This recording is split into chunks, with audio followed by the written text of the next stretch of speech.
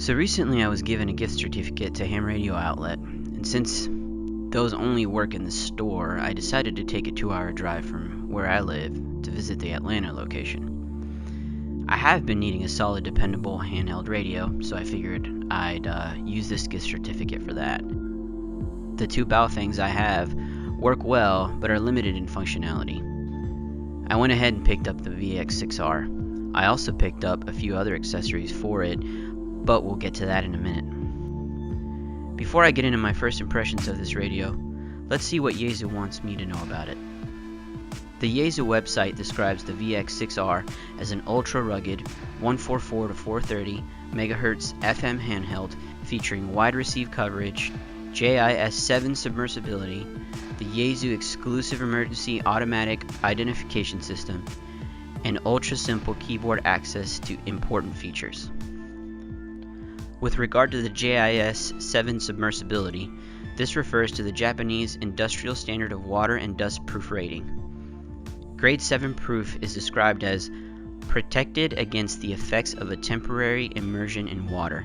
Ingress of water in quantities causing harmful effects shall not be possible when the enclosure is temporarily immersed in water under standardized conditions of pressure and time.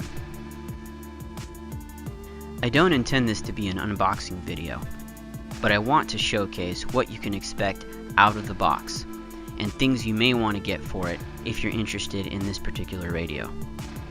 So initially, in the box there was a warranty card, followed by the owner's manual. Tucked away on the front left is the lithium-ion battery, and behind it, the AC to DC plug, typically referred to as the wall wart. Also tucked away in the front was a belt clip and a thin lanyard. Nicely hidden in the front was the stock antenna, also typically referred to as the rubber duck. Then finally the actual radio. One last look in the box revealed nothing. Now on to installing the battery, antenna, and belt clip. Initially installing the battery was quite difficult. It slides into the back and is ultimately fastened into place by a small clip. Since this radio is marketed as submersible, the battery has a small gasket-like rubber lining on the inside of it. It makes sense that it would take a bit of effort for the battery to click into place. Also, pulling it out is a bit difficult, possibly for the same reason. Although initially inconvenient, this really gives me confidence in the fact that water won't easily get into the radio. I want to quickly mention that this radio feels very solid.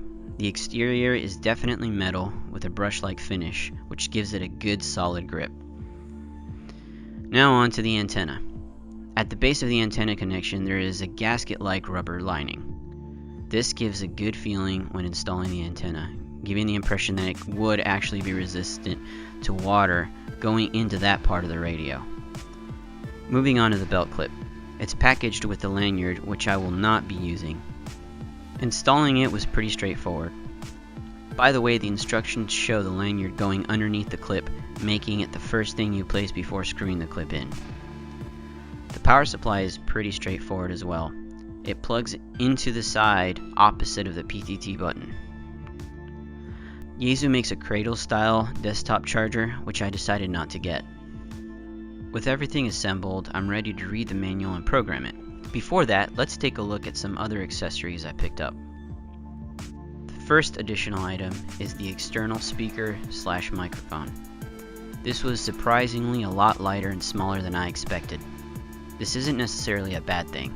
It also has a 3.5mm or 1/8 inch output for a listening only earpiece. The input for this microphone speaker is covered by a rubber plug. To plug in the external speaker mic, you need to remove the rubber plug.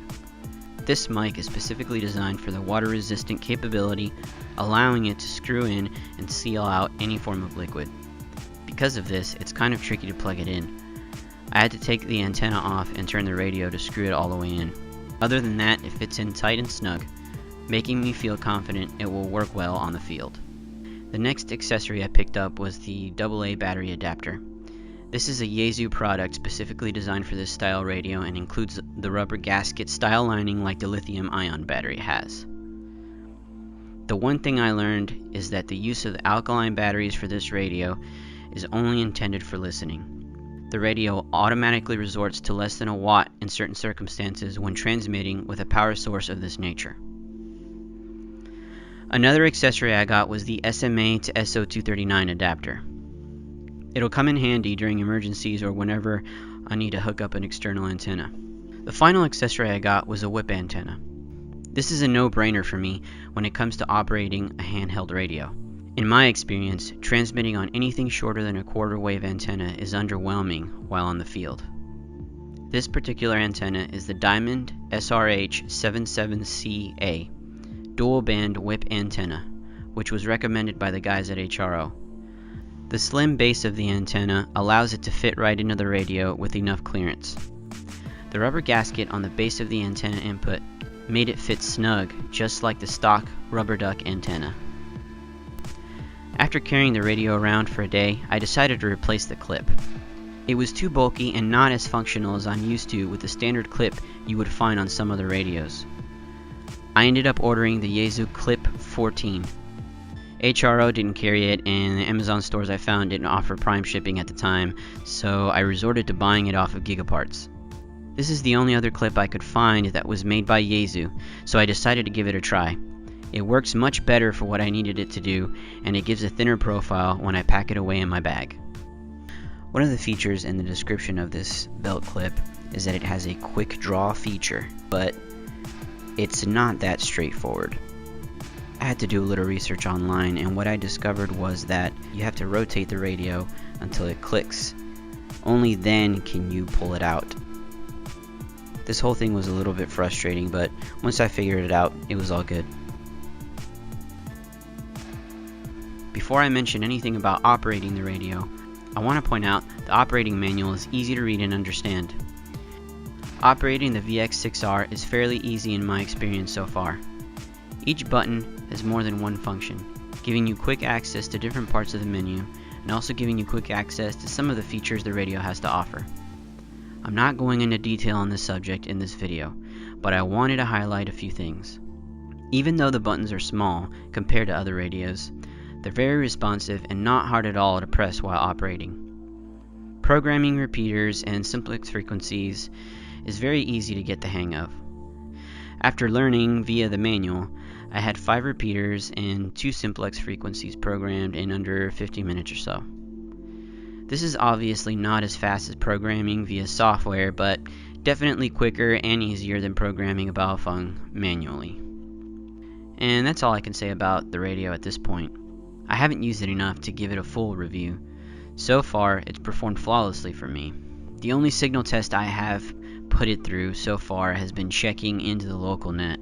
Unlike the Baofeng BF-F8 and the UV5R I have used before, the VX-6R has gotten better signal report from the local net control under the same circumstances. In conclusion, this is a solid radio. I really can't describe it any other way. I can confidently carry this thing anywhere I want under any circumstances. If you're new to my channel, you should check out some of my other videos, like this one where I operate 2-meter simplex on a mountain with a Baofeng. I have several other videos including vlogs and activations I've done in other places. If you like these videos, please consider subscribing to this channel.